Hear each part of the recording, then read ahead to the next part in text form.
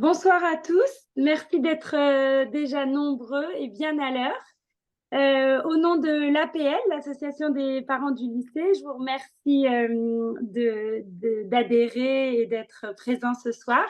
On est très honorés d'avoir Chloé, une spécialiste de la résolution alternative du conflit basée à Londres. On a beaucoup de chance parce qu'elle va nous parler de cette gestion de conflits familiaux entre enfants, entre parents-enfants. Je crois on peut tous être concernés, et entre parents. Grâce à Chloé, je crois qu'on va réaliser l'influence que nous, en tant que personnes, pouvons avoir et chacun sur les conflits avec les personnes que nous aimons.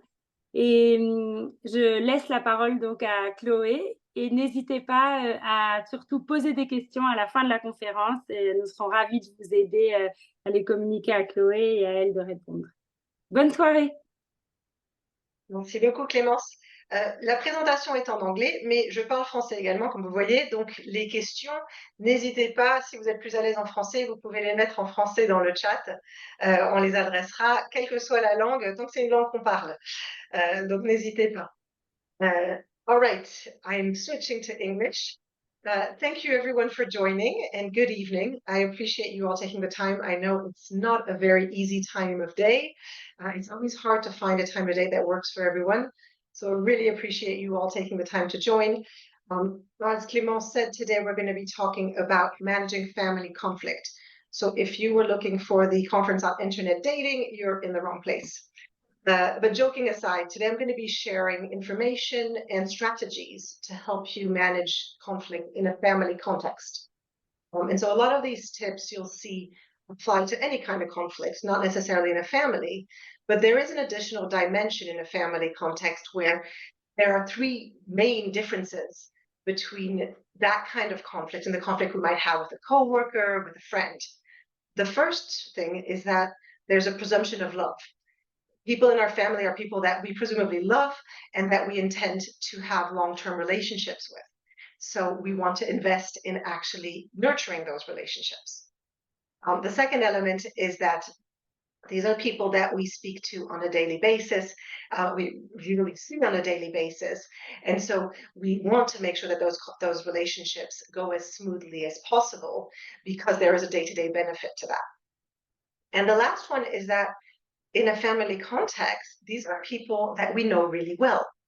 And that's wonderful because it means we have insights into how they work, what matters to them, their personalities. But it also means that we tend to get stuck in recurring patterns of conflict because we get into that dynamic in our day-to-day interactions and we know exactly what triggers the other and how to bother them when we're feeling upset. So all of those elements make the management of family conflict particularly interesting and slightly different to other kind of relationships we may have. Before we dive into to the presentation itself, I wanted to take a minute to introduce myself. So I am a French expat. I've been living in London for 15 years, and I have two little girls at the Lycée in 6e and 4e. On the professional front, as Clémence said, I'm an alternative dispute resolution specialist. And what that means is I coach people to help them communicate better, but also de-escalate conflict so that they can really have peaceful relationships. And I apply that in all sorts of relationships, including people going through divorce. I work mostly with expats, and that's probably because I coach both in French and in English. So I am, of course, part of the French expat community, and I have a lot of connections in that community. And so I work with a lot of people at the Lycée and other institutions that are part of that French network. I would like to take a second just to go through a bit of housekeeping. I know this is a busy time of day, and I would be probably cooking dinner at the same time if I was listening into this. But if you can try as much as possible to give me your full attention. The reason for that is that I've built this presentation to be interactive, and you'll see a few polls, which will be all anonymous, so don't worry, but I will be asking you questions throughout to really bring this to life and to make it personal to you. And so the more attention you can pay to what I'm saying and to the conversations we're having, the more you'll get out of it. It's that simple. So please be active pop questions in the chat as we go. I'll address them as I'm speaking if I can. Otherwise, I'll address them at the end. But this is really meant to be interactive. This is not just me speaking to you, but also an opportunity for you to ask questions and to learn more. All right, so we're talking about managing family conflict. So maybe we ought to start with defining conflict. Conflict is defined as a serious disagreement between people who have opposing opinions and principles. And conflict can be distinguished from a disagreement in that it's serious. A disagreement is healthy, and I'll get to that in a minute. A disagreement allows you to have a joint resolution. Conflict puts you in a situation where you cannot resolve the problem and you become entrenched, and it becomes a lot harder to mend the relationship. Now, we all have some degree of conflict in our life. It's inevitable. But the key to knowing how to manage it is to know how to de-escalate it so it doesn't become irreversible. And that's really what we're going to be talking about today. So if we compare, again, disagreements to conflict, a conflict can be de-escalated into a disagreement. And that means you're moving the conversation into a zone where you can actually collaborate and work together to find a solution to the issue. So you're moving out of a position where everybody is very much in the emotional space and very much in their own thing on their own position into a disagreement stage where you just have different opinions. That's not necessarily an issue. In a lot of ways, it can be quite beneficial. It helps to develop trust, trust that you can handle the situation collaboratively now and in the future. Trust that you'll be listened to in these kind of contexts when you disagree with that person. But also trust that the other person has the right intentions, that they're not just trying to win or get their point across, but they do want to find a joint resolution to the issue. The other advantage of a disagreement, and when it can be beneficial, is that it exposes us to new perspectives. By listening to the other person's point of view, we start to see things slightly differently, and we're given an opportunity to be much more open-minded about the situation. And that leads us directly to an ability to generate new solutions. Because if we look at issues differently, we can then think about all those shades of gray between what this person wants and that person wants to try and come up with creative solutions that actually work for a lot more people, and both people in the conflict feel that their point of view has been represented. And then finally, disagreements can be beneficial in that they enable communication. If you handle a disagreement properly, you're learning how to communicate better with that person because you're learning to understand them better and they're learning to understand you better. And so your communication is a lot more effective going forward. So what I'm trying to get across here is that we don't want to avoid disagreements. Disagreements can be very healthy, and actually families or relationships where there's never any disagreements usually have a lot of underlying resentment. What we want to do, though, is to make sure that we're staying in that space of a disagreement and not escalating into a conflict. A conflict becomes very difficult to move out of. So that was really what I was trying to get across here. So I wanted to take a minute just to do a bit of level setting. I will run a poll. You'll see something come up on screen. And the question is, according to you, what causes family conflict?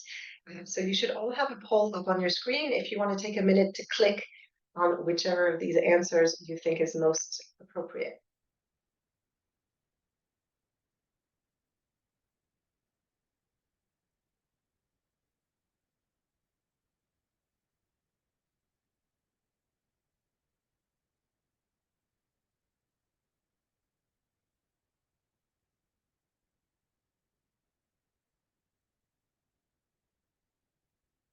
The votes coming in. I'll give it another few seconds.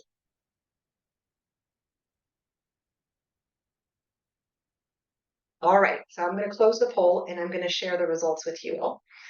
So the definite winner is poor communication. And the second next is lack of emotional management. And that is absolutely right.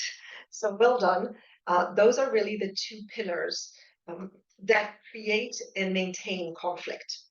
So if we think about poor communication, the ability to explain our point of view, to be heard by the other person is going to be key in trying to resolve the conflict. And the emotional management part comes on top of all of them, where when we are emotional, when we're triggered and very upset, we can't communicate clearly. Not only can we not communicate clearly, but the other person cannot hear us properly. So the communication completely breaks down. So being able to have some awareness of our emotions and to try and manage those emotions is going to be a direct enabler to better communication. And I wanted to share a quote, which some of you may know, by Bernard Werber, who is a French author, actually. And he has this very funny quote where he says, between what I think, what I mean, what I believe to say, what I say, what you want to hear, what you hear, what you believe to understand, what you wish to understand, and what you understand, there are at least 9 possibilities of misunderstanding each other. And what this quote highlights is really that you can say the words, but if you are biased because of your own emotions, your own prejudice, your own expectations, you're not going to hear what the person is saying. And similarly, the person who's speaking might think that they're saying things very clearly, but because they're tinted by their own emotions, it's not getting received that way and it's not coming out. So we tend to assume that when we say something, we've said it. To us, it was perfectly clear. It may not be. It may not be to the other person. It may not even be to yourself. If you listen to what you said, you may realize that it wasn't what you were trying to say. And so there are a lot of opportunities for communication to go wrong, even with the best of intentions. And so that's why thinking about how we communicate is going to be really key in de-escalating conflict, but in general, in any kind of relationship. And the irony is that the more communication methods we have with technology and text messages, emails, etc., the less good we get at communicating. We now send a little emoji instead of using words to describe our feelings or to answer someone's message. We don't know how to express ourselves as clearly as we used to, and we're losing that skill. And it's actually a really important skill in any kind of relationship. So why do we want to learn how to manage conflict? And this is a slightly sarcastic question, because of course, I think we all know that there's great value in learning to manage conflict, but there's 3 main advantages really in being able to reduce conflict and when it occurs to de-escalate it. The first is that it avoids irreconcilable differences. It means that you are able to move out of that position where everybody is camping on their own position and you're not getting anywhere. And as a result, that helps you to strengthen relationships because you're building trust, you're building collaboration, and you're learning together that actually you can resolve issues.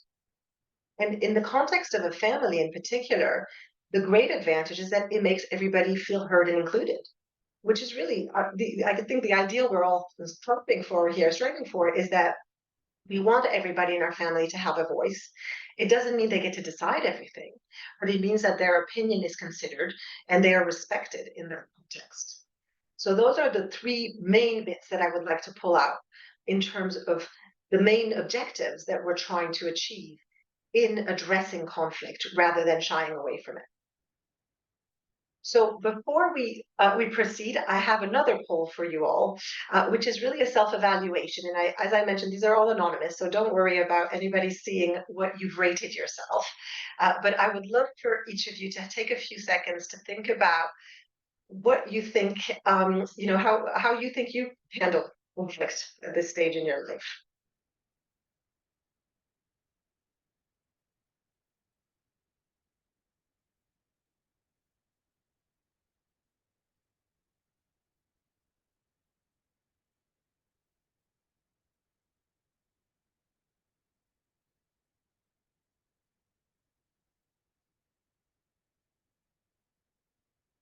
A few more seconds, and then I'll close the poll.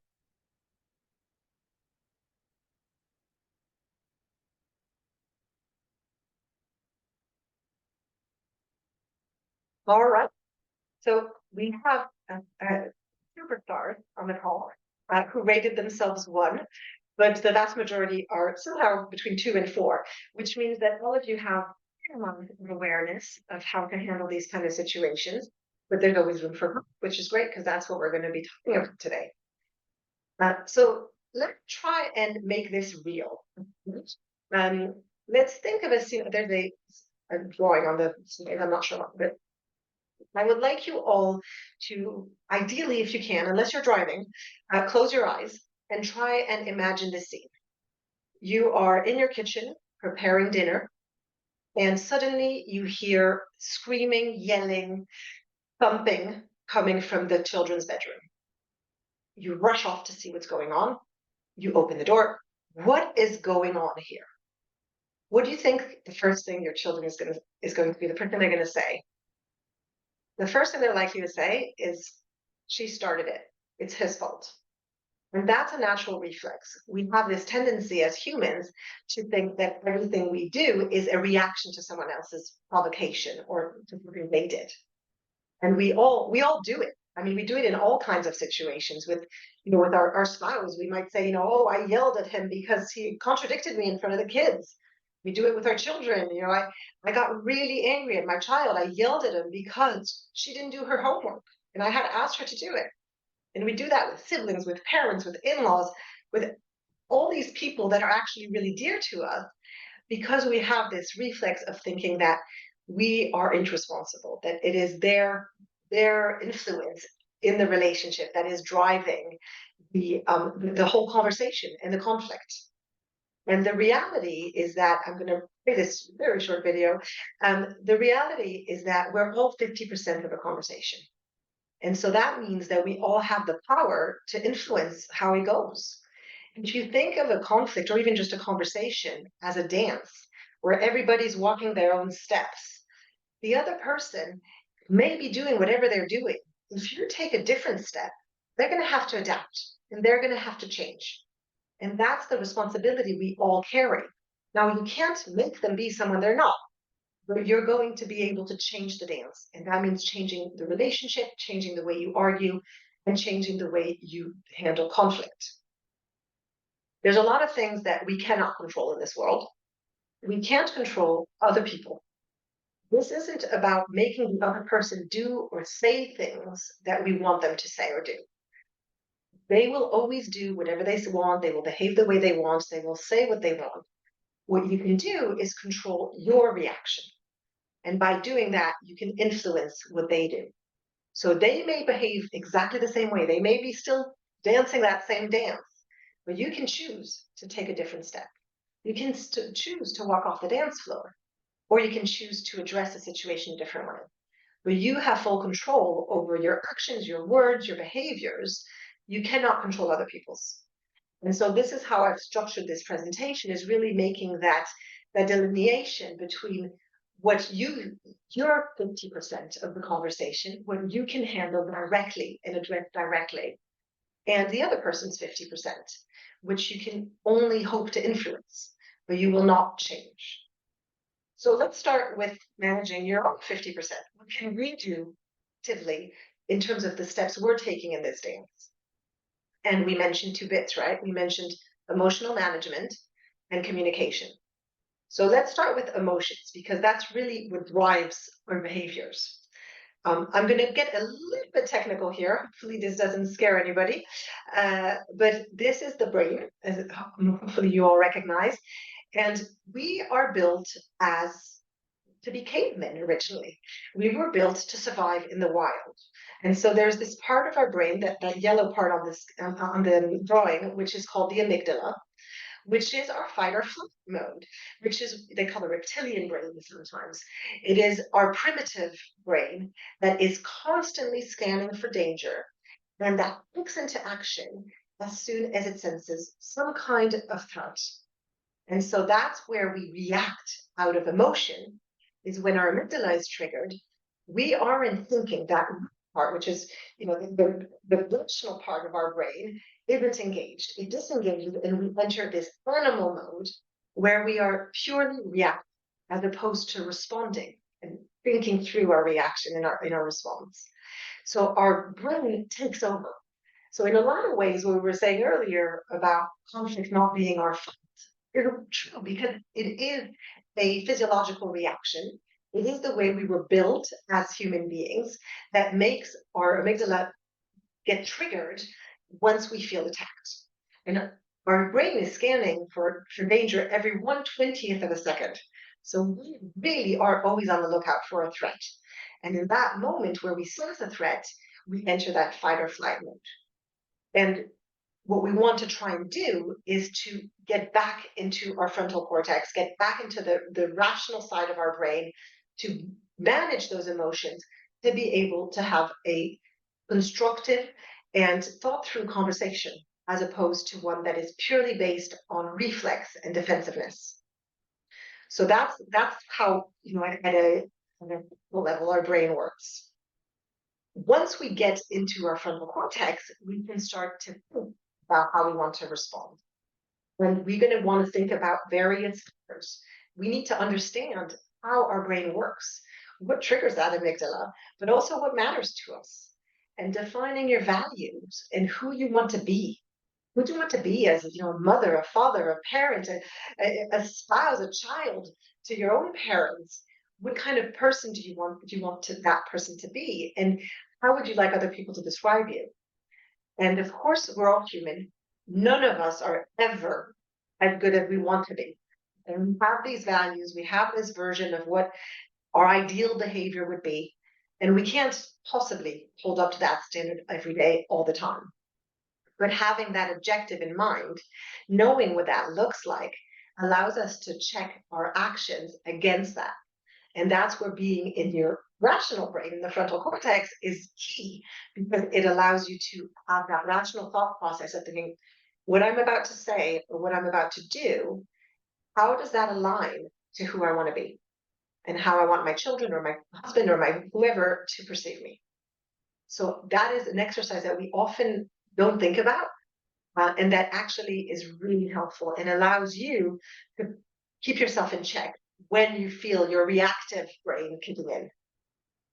What happens in practice is that we have hot buttons, and this is a common a framework called the SCARF assessment. And what it says is that there is one of five factors for most of us that are key triggers. And if one of those, depending on your trigger and your hot button, if something threatens that, you're immediately going to react. That makes your amygdala right away kick in, and what it leads to is a knee-jerk reaction. So if you feel that your autonomy is threatened, if that's where your hot button is, and somebody does something that threatens your autonomy, then you're going to right away feel very reactive, get very upset, very emotional about that situation. And so if we think about ourselves as individuals, about what our sensitivities are, what our hot buttons are, it gives us an awareness of what triggers us. And it means that we can recognize that and that we can see it coming. Oof, I can see that that person is challenging my autonomy. That's definitely something that's getting under my skin. That's going to make me react. And that allows you to try and stop that reaction, to get some control over the way you react, and to interrupt that reflective reaction.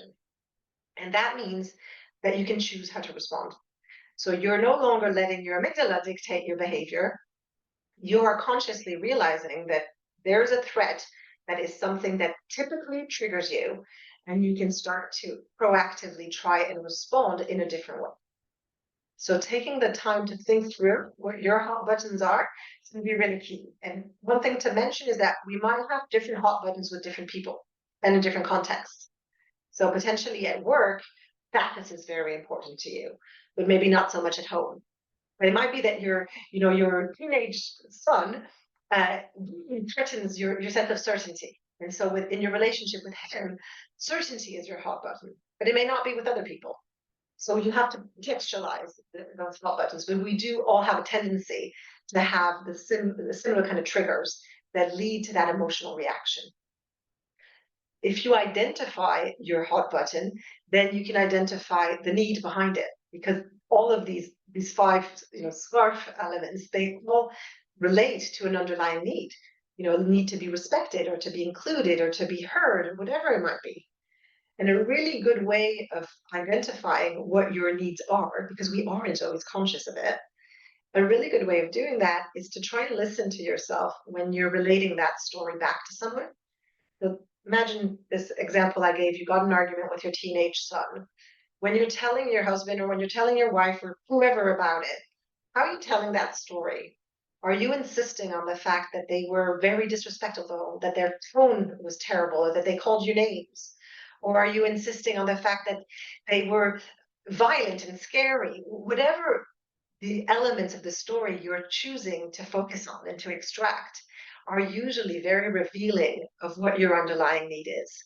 And it's a really great way of helping you gain that awareness of what it is you're needing from that person that you're not getting. And if you identify that, then you can also formulate a proper request for that need to be met. So it all feeds into better communication. So that actually is a good segue into communicating more effectively. So we're still talking about your 50% of the conversation. What can you do as half of the conversation to communicate clearly what you mean, what you want the other person to say, to hear, to make sure that you're getting your point across?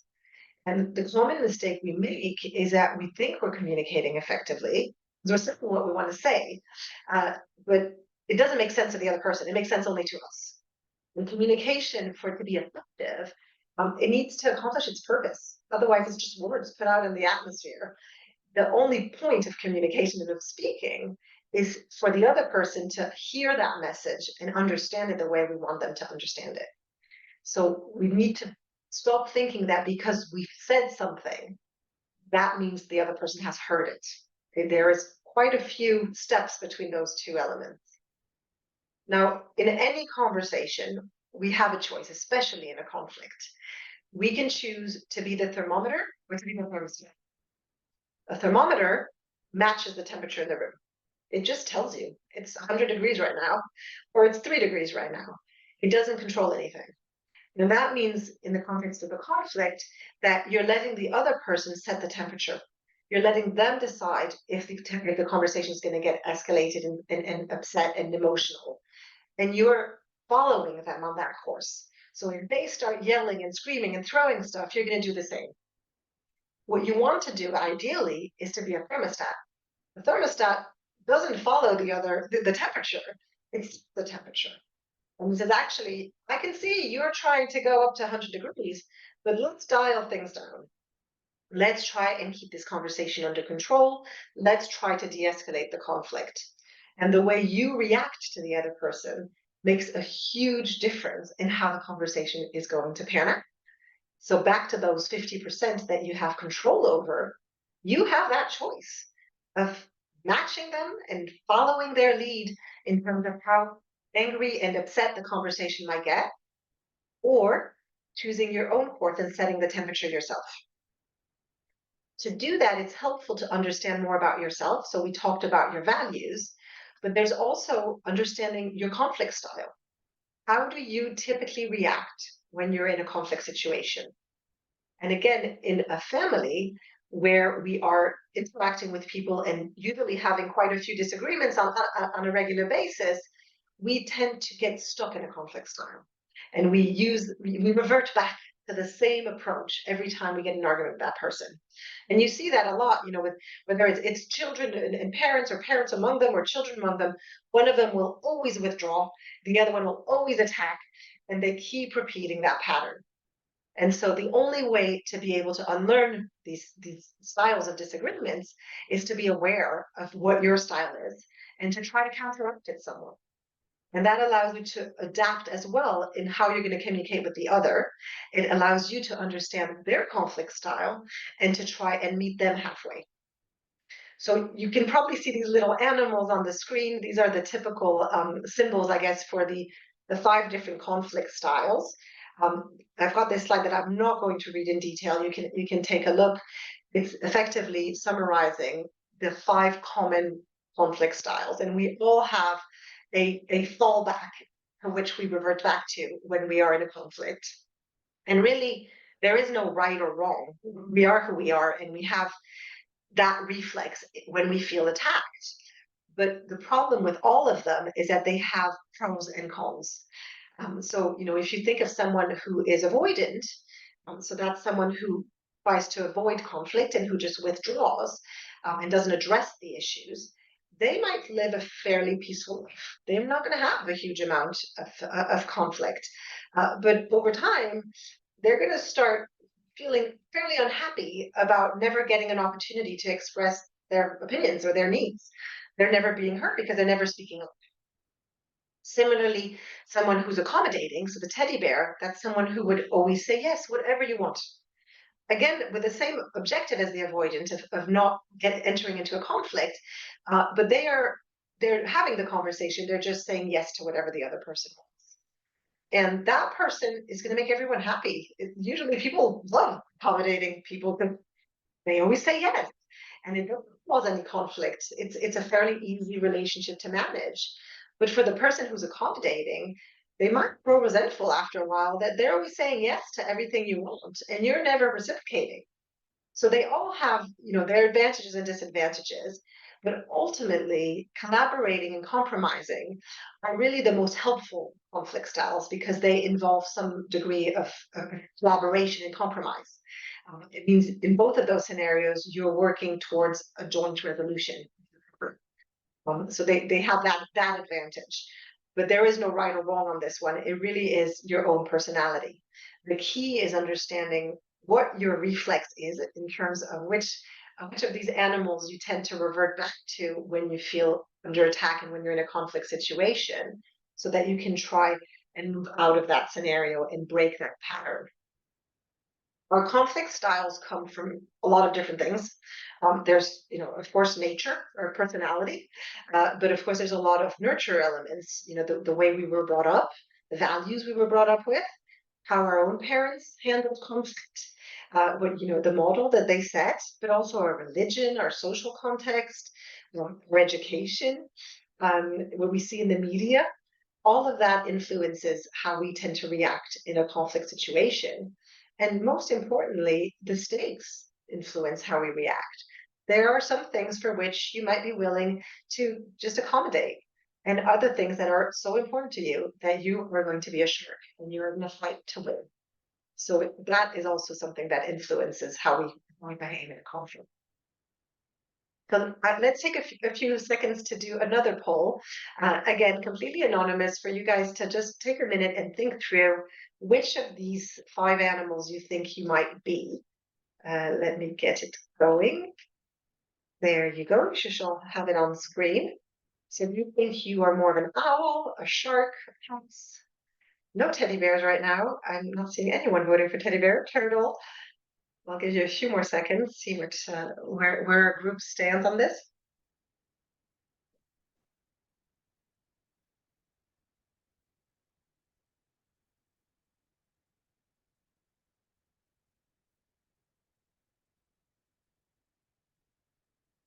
Four more seconds and I'll stop the poll.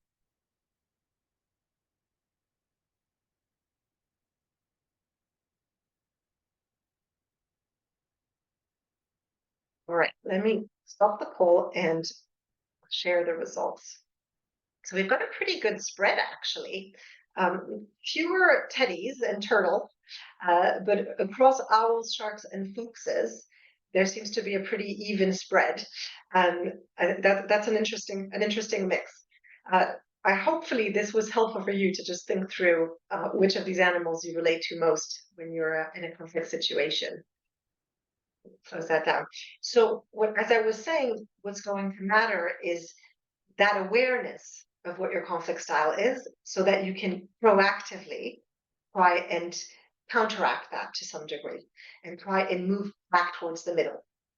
And so you're moving out of that reflex again that is stuck in your reptilian brain and trying to get back into the more rational part of your brain where you can recognize that you're going to be I remember seeing it.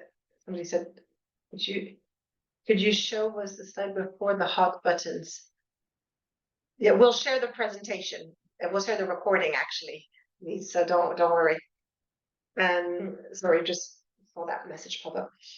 So we're recognizing what our conflict style is, but also we are able to then work towards not always going back to that mode to try and help resolve issues, because all of these conflict styles can at times be a preventative of fixing an issue.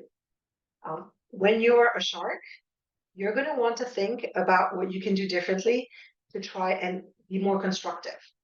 You're going to want to think about what the other person's saying and really ask them what their perspective is. Listen to them and seek common ground.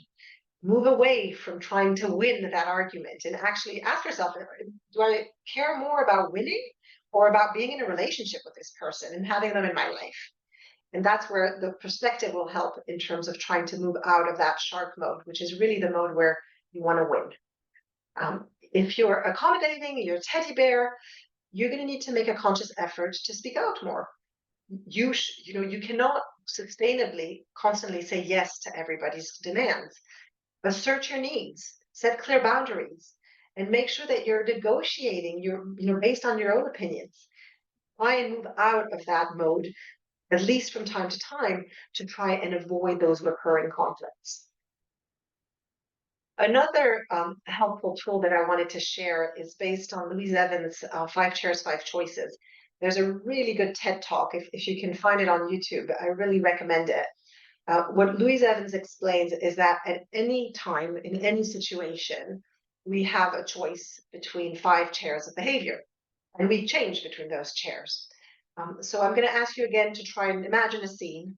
Don't close your eyes if you don't want to, but try and think of this scene.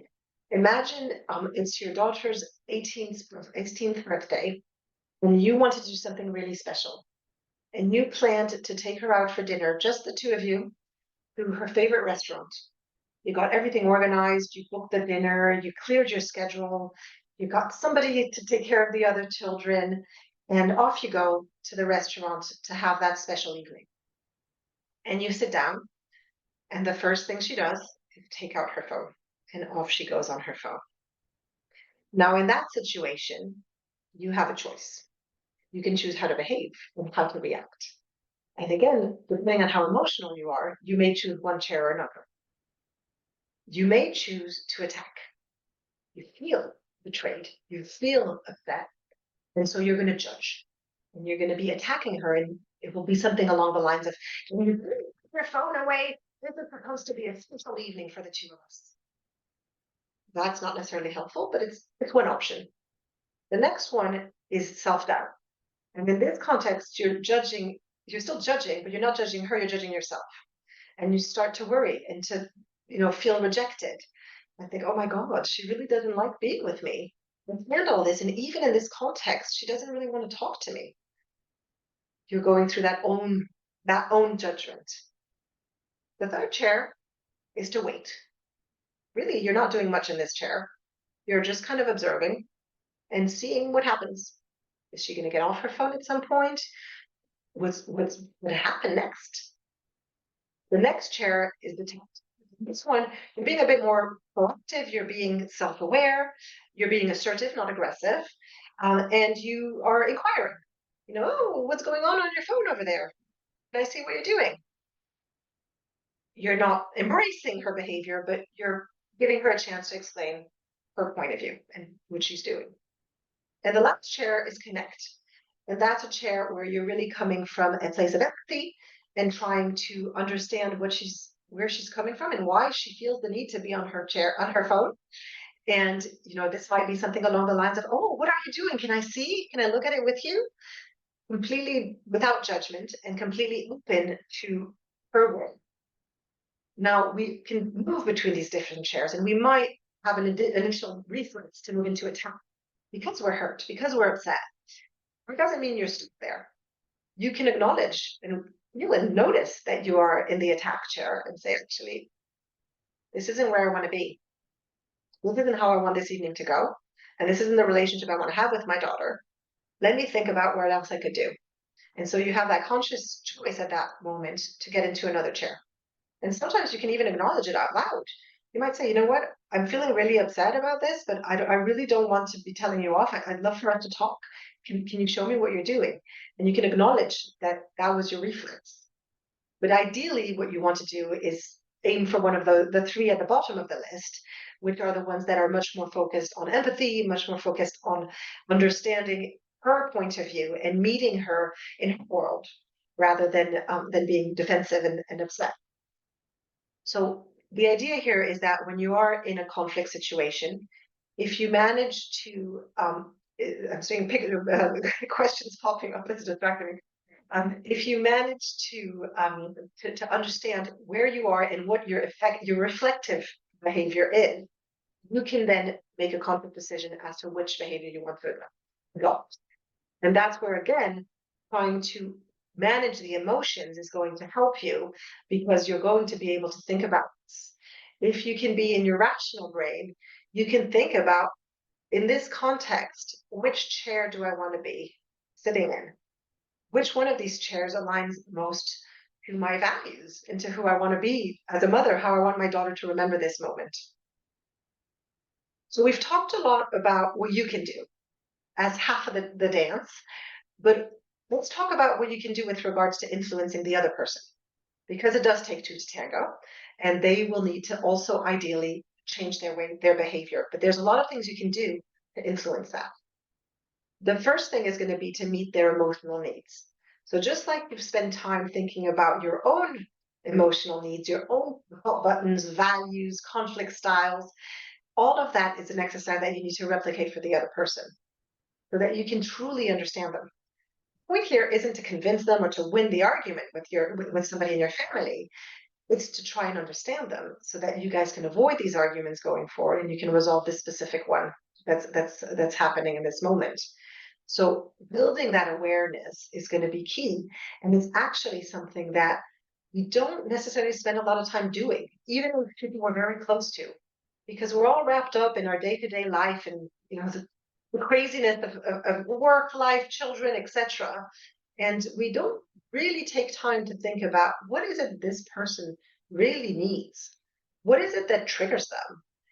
How do they typically react when we're in an argument? And how can I handle that to help move them out conflict and into disagreement, into a zone where conversation is possible? So just like you're going to understand your own conflict style, you're going to want to understand theirs because that's going to help you to address them in a different way. If the person you're dealing with is avoidant, for example, you're going to try to move away from conflict. You want to remove that threat of conflict. They're afraid of argument. They don't like that environment and they withdraw. So trying to appease the tone and to move back into a conversation mode is going to be key in getting them to come out of their shell.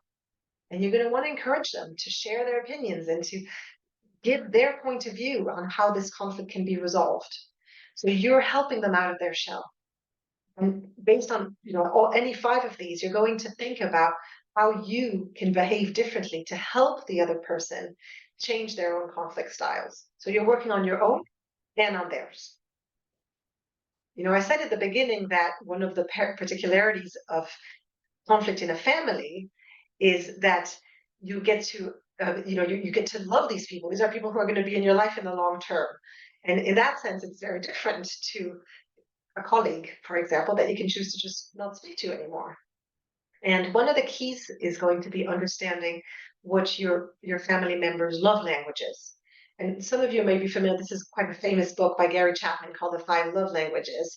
And what he explains is that we all respond to one of these five languages.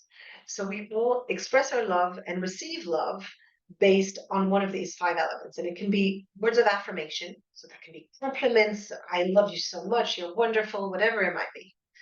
Physical touch, giving and receiving gifts, quality time, giving someone not just the time, but the attention, and acts of service. And what we find is that most people have one of those languages as their primary language. That is the main way they receive love. And I encourage you to take the quiz. I'll send the slides across at the end, and you can have that hyperlink in there.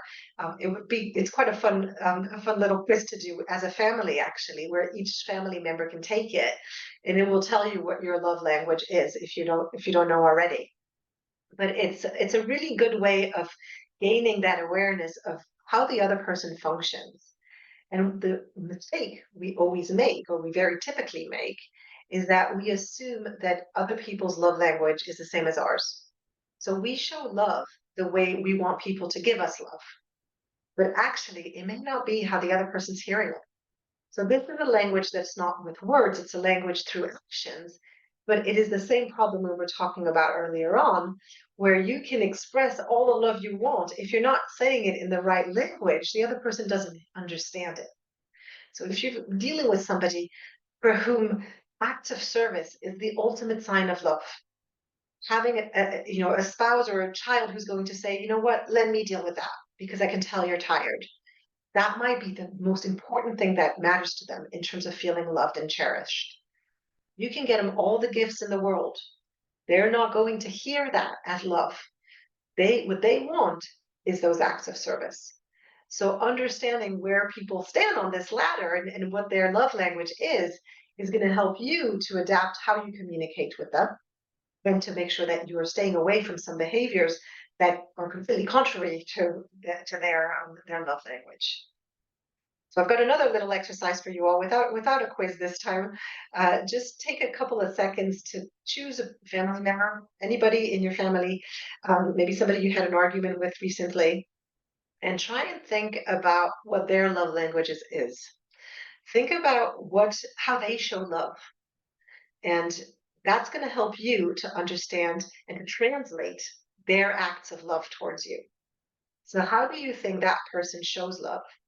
And how do you think that person receives love? How do they feel loved? In the past, when you've had whatever kind of situation with them, what is it that you've done that you've noticed has really made them feel comfortable, feel appreciated, and feel loved?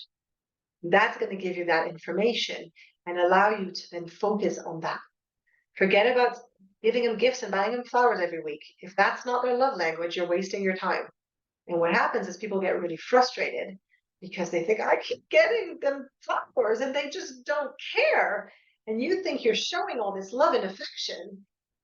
That's not what the other person wants to hear. It's not interpreted and heard as love. So tailoring the way you show your love to how the person understands it is really where it all lies in terms of making sure that your message is coming across and that the person is understanding what you're trying to say, which is effectively that you love them. This is another slide, which I realize is quite small. I've tried to blow it up a little bit, so hopefully you can all read this. But again, in terms of influencing the other person, one of the keys is going to be to understand their feelings and their emotions. How are they feeling in this specific context? As children, we tend to use very basic feelings, the ones that are in the middle. I'm happy, I'm sad, I'm angry. Very rudimentary feeling descriptions. But actually, if you move out along the quadrants, there's a lot more intricacy behind each of these feelings. There's additional layers. So, you may be happy. Okay, happy is good, but actually you're proud. Ah, that's different. There's another layer of intricacy there. It's not just you're happy because you feel proud. And if you move another step further, you're not just proud, you're feeling successful. And so that's a much more refined feeling. And if you understand the person's feeling to that degree of intricacy, then you can respond much better because you understand that their need is not just right now, they're not just feeling happy, they're feeling successful. And that's what you want to acknowledge and you want to discuss in that moment. So this is a wheel of feelings that you can use for yourself. You can use it for others.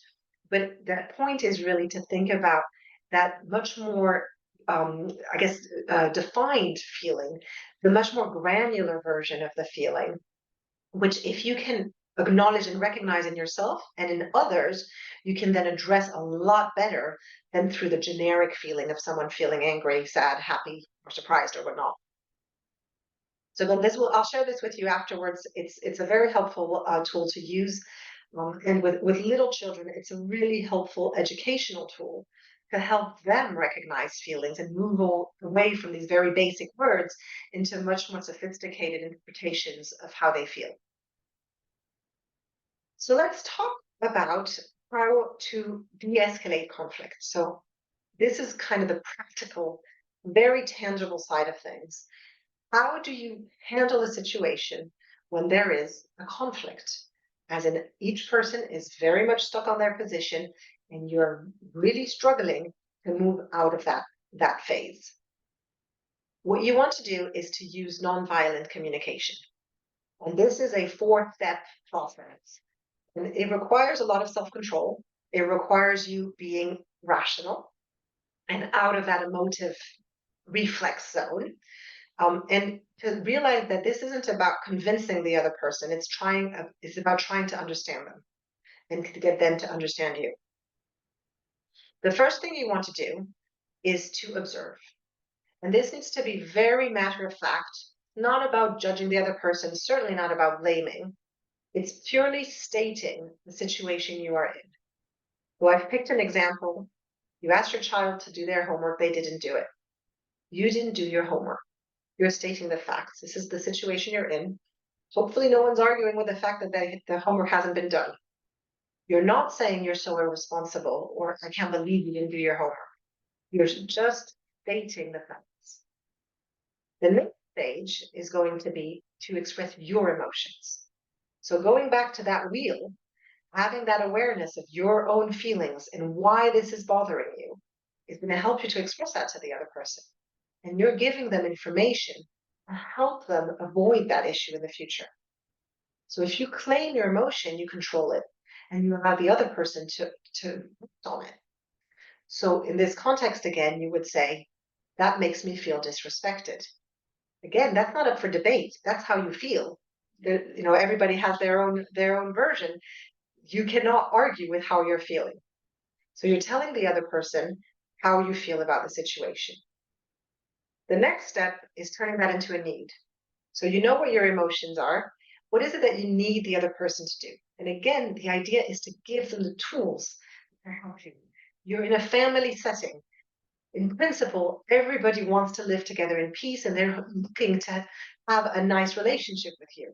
So they're, in principle, trying to meet your needs and to keep things as loving as possible. Being precise in terms of what you want from them is going to help them to do what you need them to do. So in this context, you would say something like, I need to feel like you respect what I ask you to do. That is your need. Again, not up for debate. And then the final step is going to be to make an actual request. So if you've explained how you feel, you've explained what you need, now you're giving them the final tool to be able to resolve this conflict. You're telling them what you need from them. So you're saying, please try to complete your homework next time. And you're telling them what they need to know to fix this problem. Now, there's a lot of communication styles that we resort to that are incredibly destructive. And this specific nonviolent communication approach is difficult.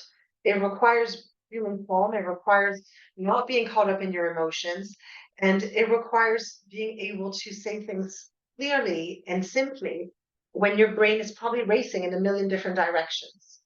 But there are some communication styles that are particularly destructive, and these are some of them. And what they all have in common is that they stop the conversation. They close down the conversation and they make it really difficult for any kind of collaboration to happen. So I'm going to put up on screen some examples and I'm going to ask you all to have a go at trying to see what communication style we're talking about. So if someone says, of course you haven't tidied up your room, what else would I expect from you? What communication style would you say that is?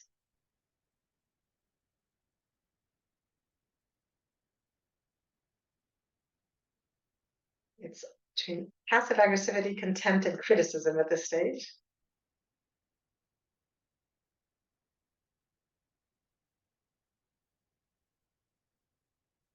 I'll give you 5 more seconds and then I'll close the poll.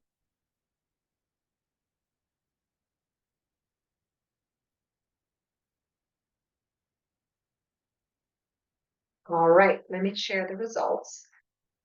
So we have the majority of people thinking that it is passive aggressivity.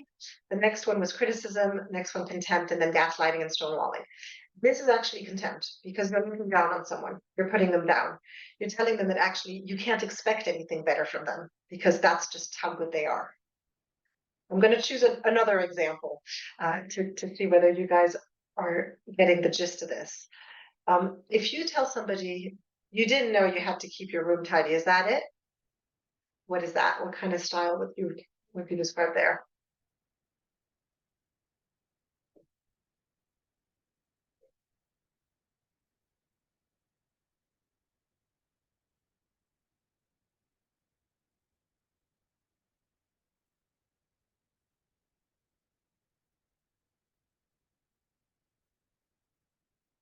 Two more seconds.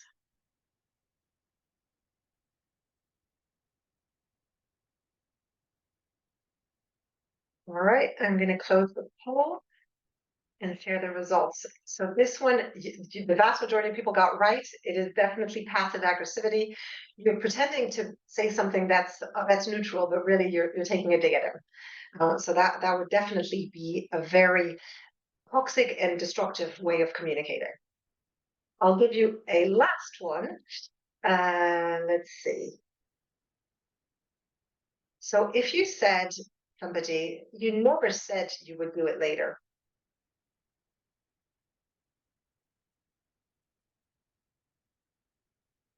People are thinking about this one.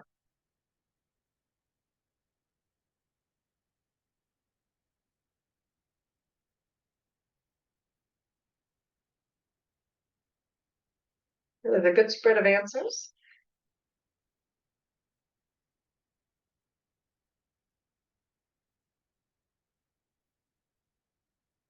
Give you a couple more seconds and then I'll close the poll.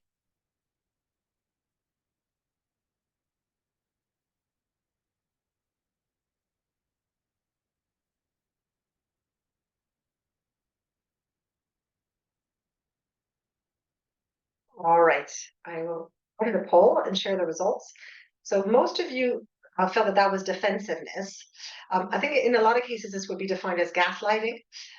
Gaslighting is defined as when you are negating another person's reality. You're trying to make them look crazy by saying that what they said or did is not true. So you're negating their version of facts. All right, that was really helpful. Let me share with you all the answers for each of these and the examples that I had for each of these. Um, Gaslighting, I think, is a concept that many people don't know very well. So I understand that you didn't necessarily get that one. It really is about playing psychological games with someone to make them feel like they're crazy, and in particular when you're trying to say that something didn't happen. The other one that maybe people don't know is stonewalling.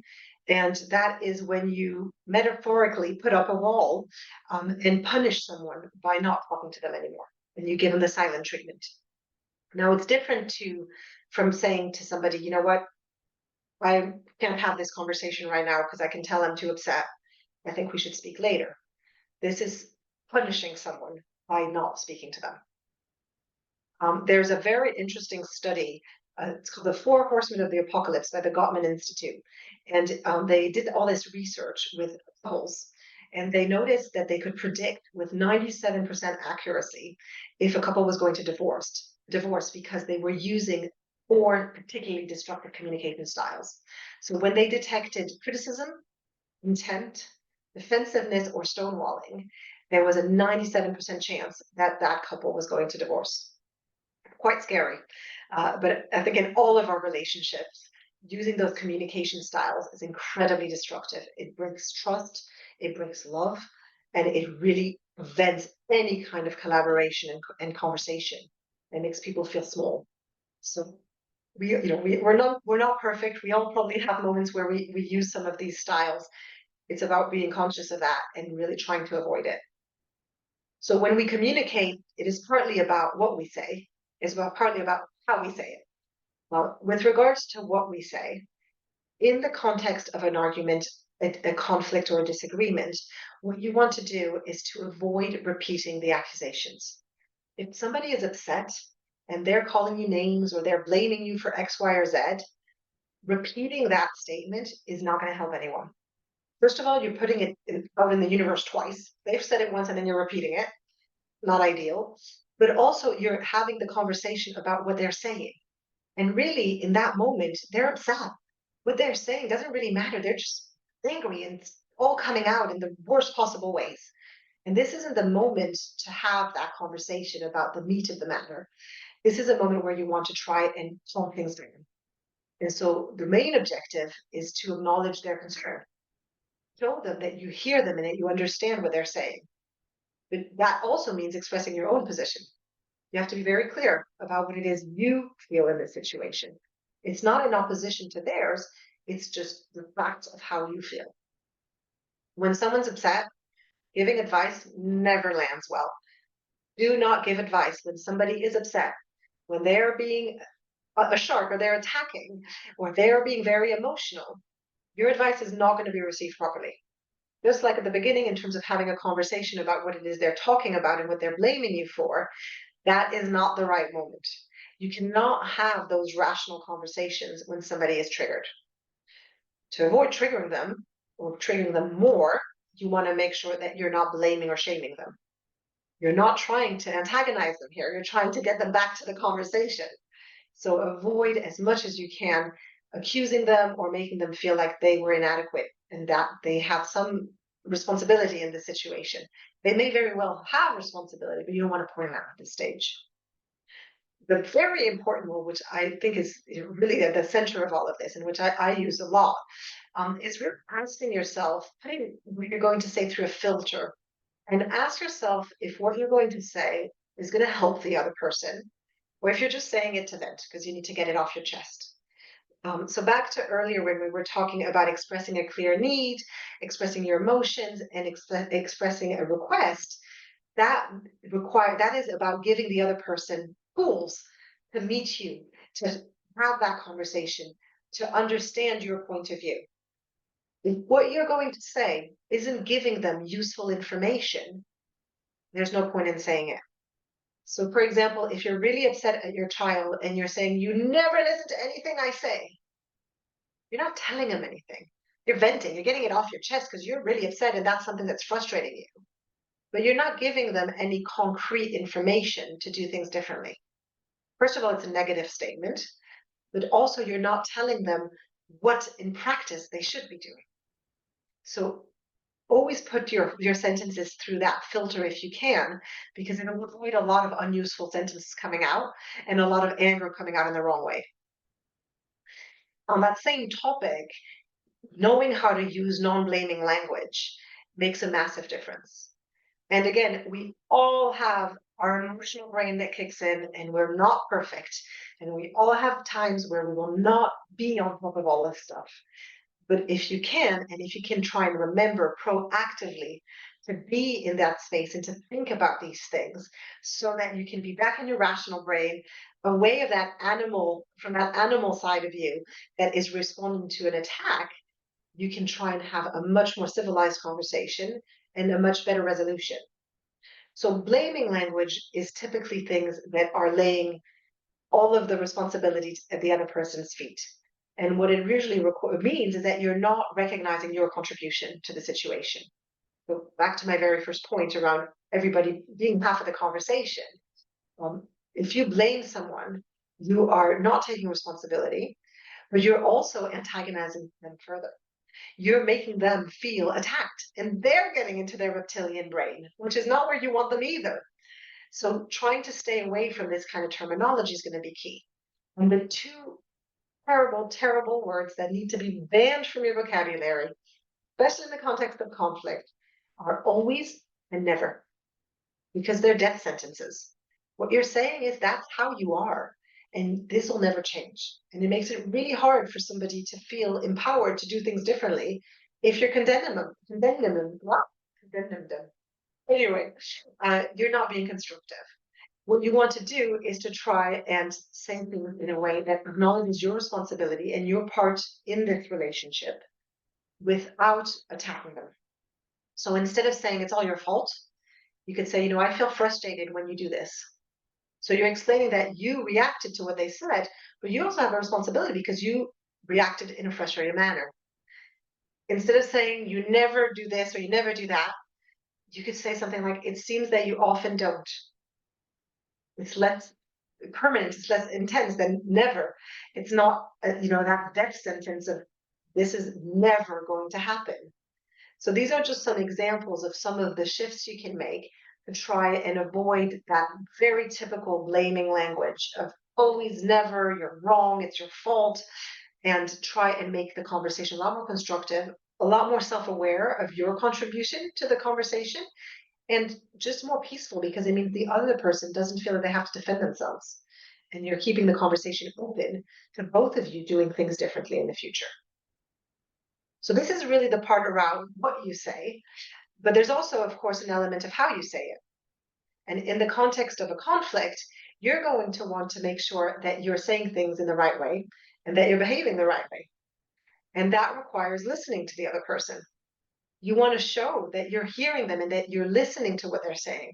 And reflecting back what they've just said is a great way of showing them that you're paying attention, that you're trying to process what they told you. And this is an opportunity to validate that what they said is what you think you understood is what they meant. They may correct you and say, that's not what I mean. Brilliant. That's an opportunity for you to understand more and to get more information to try and work with them. So that requires not interrupting them, eye contact ideally, and that continuous replay. So you can show that, yes, I'm hearing you. I heard you and I listened to what you said. Another important tool is to slow down. If you speak slowly, if you keep your tone down, there's an effect that's called mirroring. That means that the other person ends up doing the same. I don't know if any of you saw the Dead Poets Society where they all walk in the yard, and at the beginning they're all walking at their own speed, and after a while they start all stepping at exactly the same time because we mirror other people's behavior. The way other people behave impacts our own behavior. And so if you can behave in a way that you want the other person to behave, you're showing them that example and you're bringing down the tension. So speaking slowly, keeping your voice down, it commands attention, first of all, but it also just brings everything down a notch, and it allows you to calm down and to move out of your reactive brain.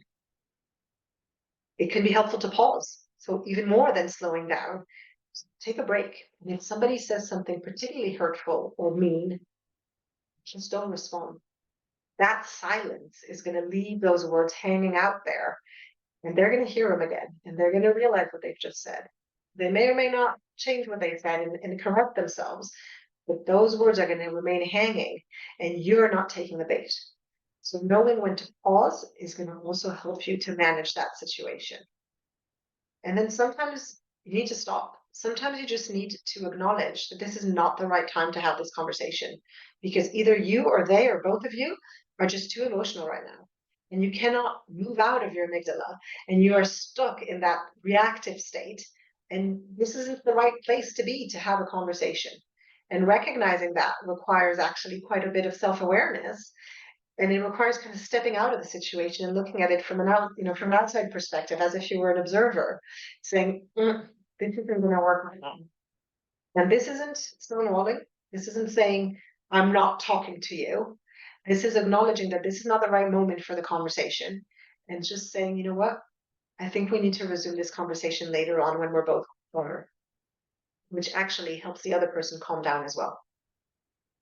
Now, there'll be times where you can try all of this and it still turns into a massive conflict, either because you haven't really managed to communicate properly and to manage your emotions, or the other person's too wound up as well, and you're just not managing to get out of the conflict situation. There's really 5 steps, and this seems like a very, I guess, kind of funny approach, but it really works. I encourage you all to try it next time you get in an argument with someone. If the conversation is incredibly heated, especially if the other person is very emotional, you can take these 5 steps and that will bring the tension down. The first step is to ignore the words. It's just like I said earlier. You don't answer what the person is saying. This isn't a conversation about what the issue is. Right now, you need to deal with their emotions, not with the actual topic of the conversation. So don't enter into that conversation about what happened and what went wrong. Don't try and resolve it. Let them talk, let them get it all off their chest. What you want to do is to try to understand what they're feeling. And then you want to reflect that back to them. You're literally holding a mirror and telling them how they're feeling. So you will have somebody yelling at you and incredibly upset. And you may say something like, "You're very frustrated right now." The key here is to use a you statement.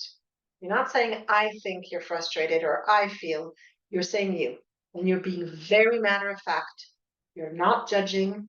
You're saying it very calmly, almost with empathy. You're very frustrated right now. And the other person may continue yelling. They might go on. They might have a lot of things to say. They're going to keep on yelling. And you're going to keep on saying, you're very frustrated right now. And what's going to happen after a while is that they're going to have to stop because they won't have someone to argue with. There's no enemy to fight with because you're not engaging in that conversation, and you're showing them how they're reacting, what emotions are driving their behavior. And they can react out of two ways. Either they can say, yes, I'm frustrated right now, that you nailed the emotion. They are frustrated in that moment. And then you know that you've understood them properly and they feel heard. And they may keep going and explain how frustrated they are, but they know that you've heard them. Or they may say, I'm not frustrated, I'm disappointed. Well, that's another useful piece of information for you. Because now you understand that actually the problem is that they're disappointed. You can address it in a different way. So either way, by acknowledging their feelings, you're calming down the whole situation and you're bringing all of the tension down.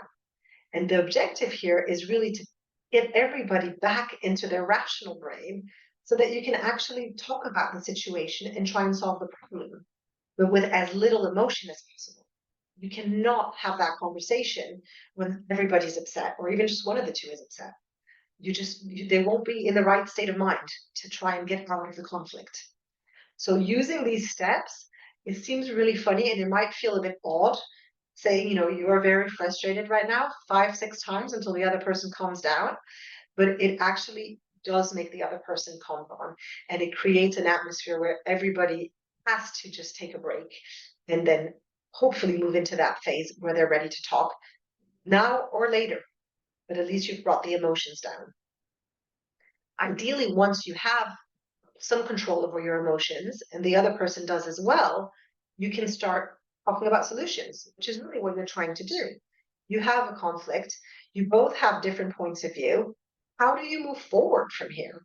And you want to think about the future. So you're not talking at this stage about who did what and who's responsible and whose fault it was. This is about how you move out of this and how you solve this issue together. And so in that stage, you can start asking questions. What do you want moving forward? Why is this important to you? If you notice that something really got under their skin, what can you do to make things, to make this happen? And what can I do to make this happen? What are the next steps? Those are all really constructive questions, focused on the future, focused on action, and working together to solve a common issue. So you've turned it out of them against you into a shared problem that you're now trying to work through together as a team. And that's where you're going to have success. Not when one of you wants to win and you're trying to pull the rope towards yourself. So that's going to be the space where you can start moving out of conflict, back into disagreement, and then hopefully into resolution.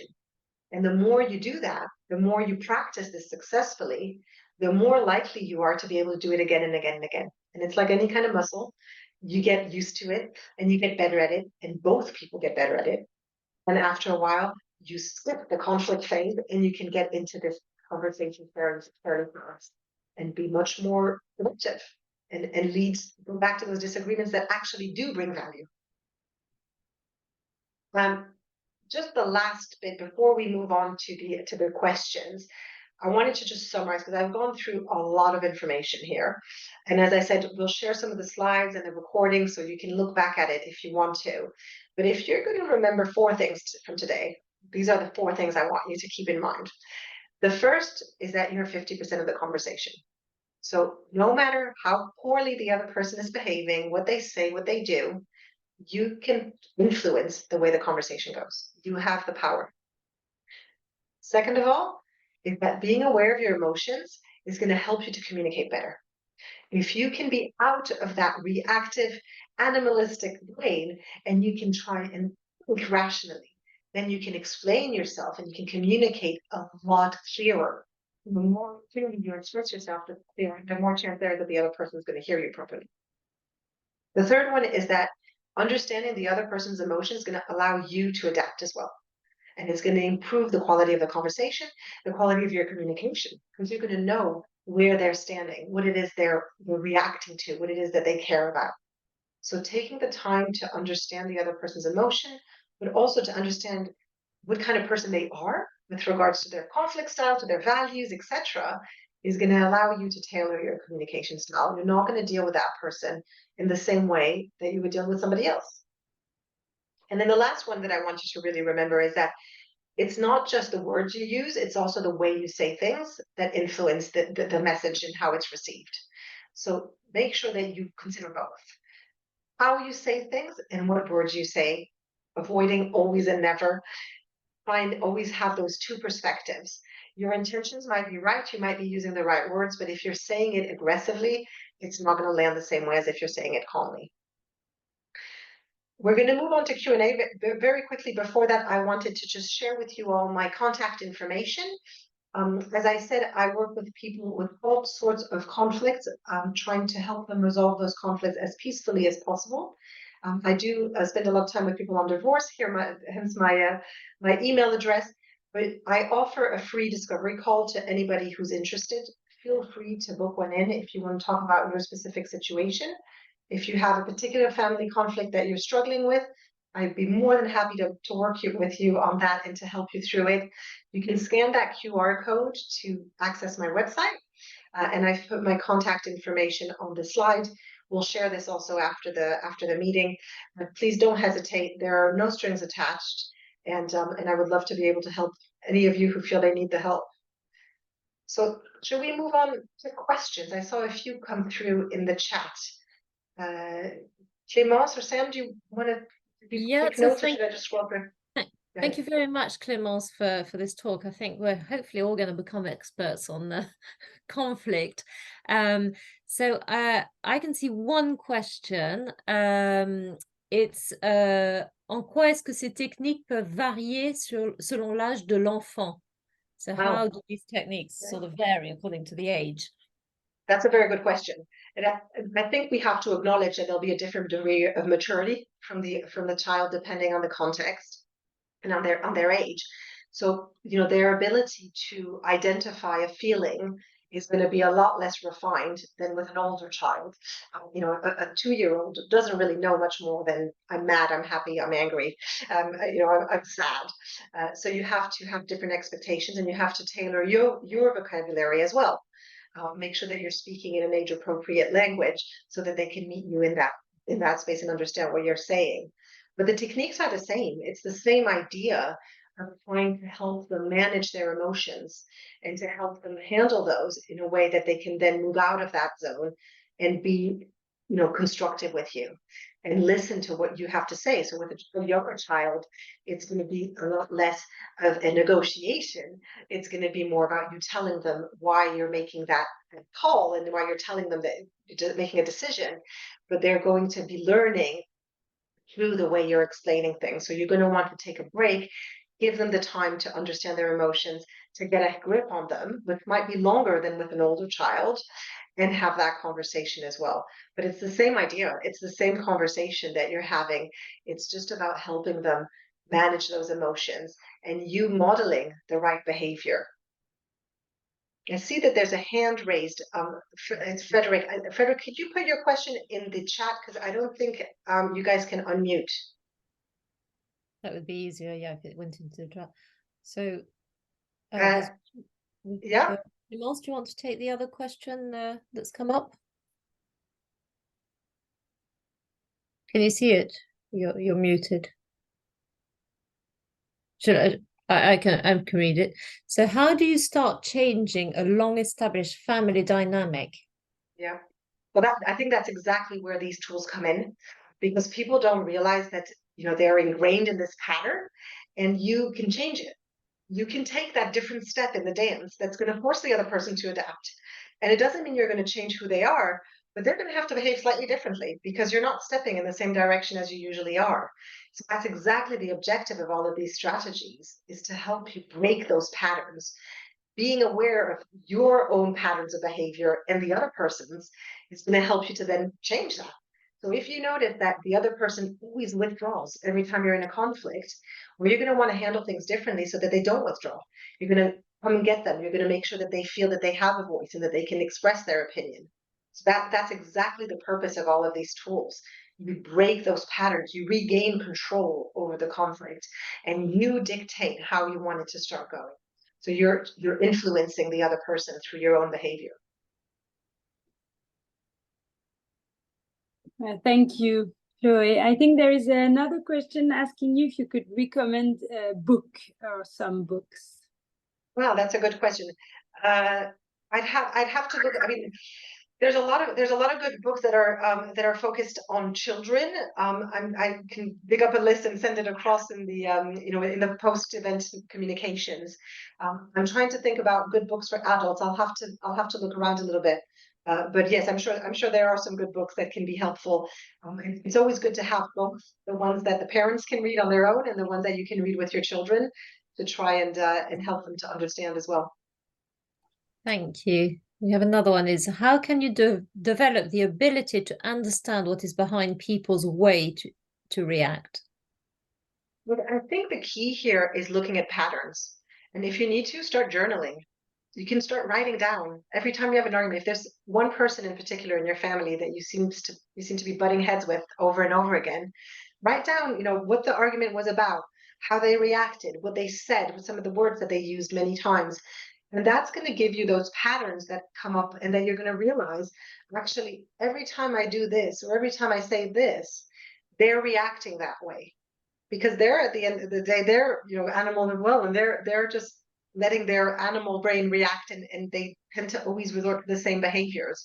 So if you look at that behavior over a period of time, you get really good insights in terms of what are the things that trigger those people that or that person, and you understand why they're reacting in that way. And then best way to validate that is to have that conversation with them. Depending on their age, you're going to phrase it differently, but just having that conversation, I've noticed that every time I do this or I say this, you react this way. Is that something you can talk to me about? I'd love to understand what it is about that is bothering you and what feelings it's triggering in you. And that allows you to gain a lot of insights in terms of what's on their mind and what they care about. Okay, thank you. I have a question actually, if I'm allowed to speak.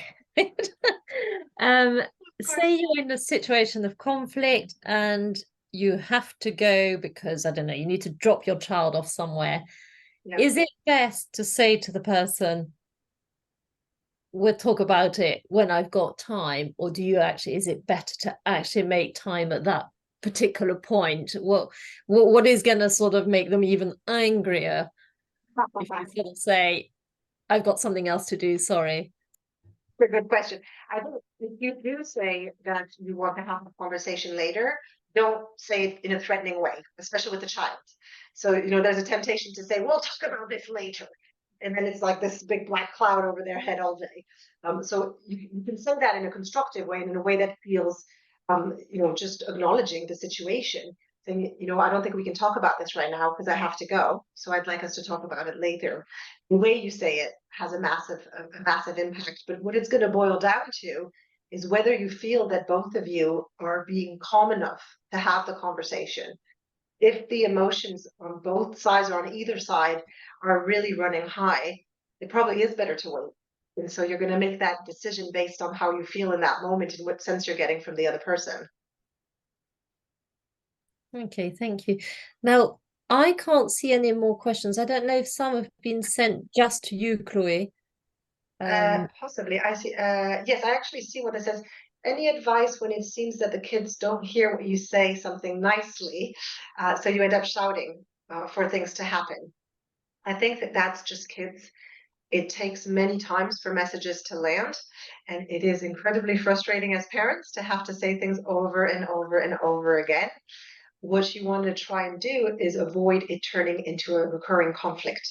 You want to make sure that the message is coming across, but that it's not leading to upset, that it's being handled in a way where you're explaining clearly what you need them to do.